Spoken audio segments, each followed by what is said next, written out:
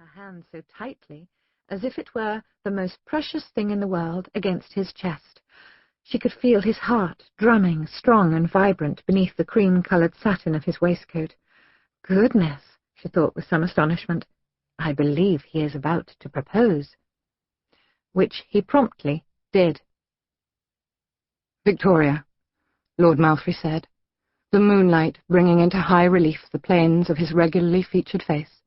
He was such a handsome man, with his square jaw and broad shoulders. He would, Victoria decided with some satisfaction, make a very dashing husband indeed. "I know we have not been acquainted long, just under 3 months, but these past few weeks, oh, well, they have been the happiest I've ever known. It breaks my heart that tomorrow I shall have to leave you to travel on to England alone, for I have business to attend to in Lisbon." "Oh, well," she said, trying to sound airily unconcerned. "Perhaps we shall meet again in London by and by." "Never say by and by when it concerns us," Lord Malfrey said, flattening her palm against his heart with both hands.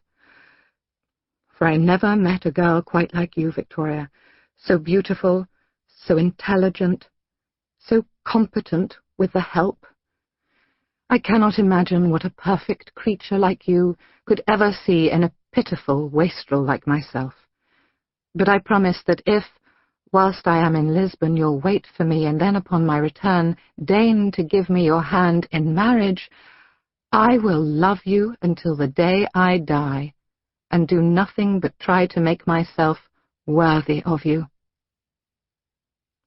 La, Victoria thought, very pleased at this turn of events. Her Uncle John would be quite put out when he heard about it, however. He'd wagered Victoria wouldn't get a proposal until she'd been at least a year in England. And here she was, getting one before even setting foot on shore.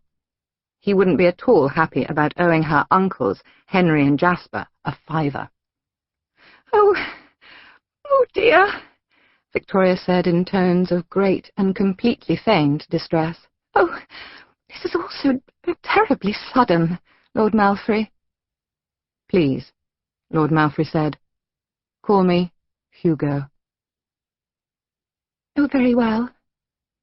Hugo," Victoria said in her most womanly voice. It was always a good idea, Victoria's ayah had told her, to leave young men in some suspense as to your true feelings for them.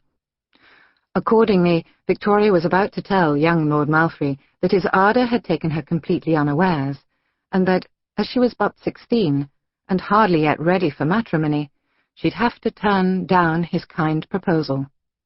For now.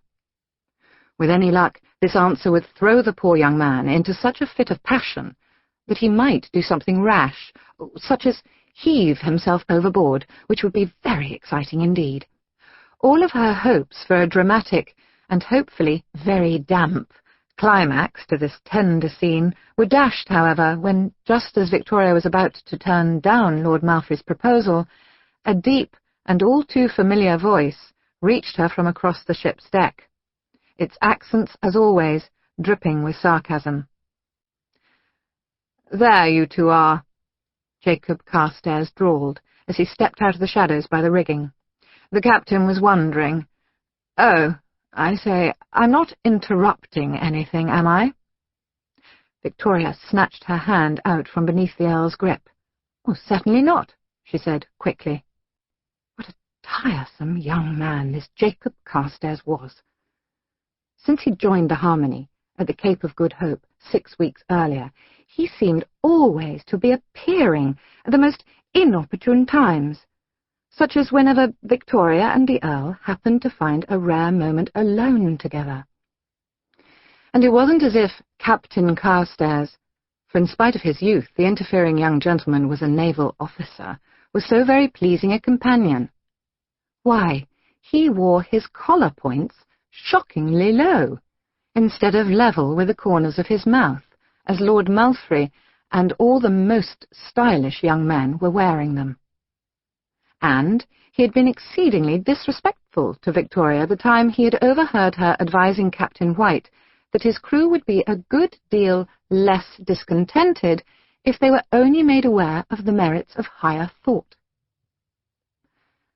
Mr. Carstairs had taken to calling her Miss B, as in Busy Bee, and had ventured that if she was always this intent on offering her assistance to people who hadn't asked for it, it was no wonder her bachelor uncles were sending her to live with relatives back in England. And yet here Jacob Carstairs was, butting his nose into the private affairs of his fellow ship passengers. Why, it was infuriating. Lord Malfrey seemed to think so too, if his next words were any indication. "Actually, Carstairs," the Earl said in his smooth, cultured tone, "you are interrupting something." "So sorry," Jacob Carstairs said, not sounding the teeniest bit sorry. "But Mrs. White wants Lady Victoria."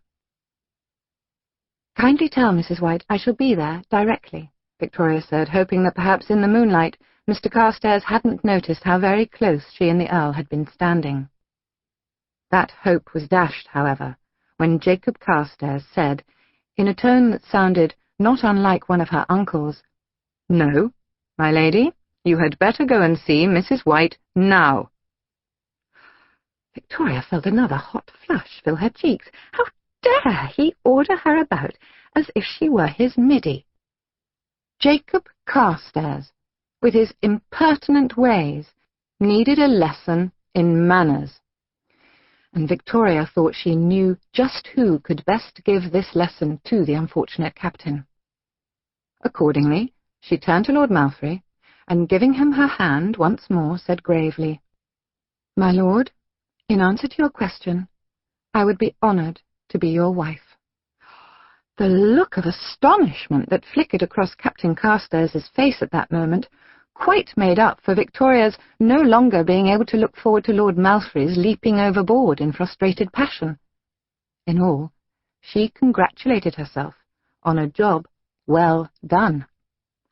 Very well done indeed. England. Victoria gazed at the crowded and busy wharf through the captain's spyglass. So this, she thought, was England, at last. She had to confess herself unimpressed. England, so far, was nothing like her uncles had led her to believe. The dock was almost exactly like the one she left in Bombay some 3 months earlier, being both dirty and exceedingly disorganized-looking. And, of course, there was the fact that above their heads hung a leaden and sullen sky, while the sky that had stretched across Victoria's beloved Jaipur had nearly always been cloudless and as deeply blue as a Maharaja's sapphire, except during the monsoon season, of course. "Is it the rainy season, then, Captain?" Victoria asked, passing the spyglass back to Captain White, who, along with his wife, had acted as her chaperone throughout the long ocean voyage. "The rainy season?" the captain echoed with a chuckle. "Oh, my lady, in England, I'm sorry to say, but it's never anything but." "Oh, there's the longboat," Mrs. White said as the sound of a scrape was heard port side. "In a moment the swing will arrive to take you down, my lady. Now, you mustn't be frightened of the swing. It is perfectly safe. Oh, why, Captain Carstairs, oh, there you are. I was just saying to Lady Victoria that she needn't fear the swing, that in fact it is quite safe. Oh, do reassure her as well, won't you?" Mr. Carstairs, Victoria noted after the briefest of glances in his direction, still wore the insolent grin he seemed to have had on ever since Lisbon.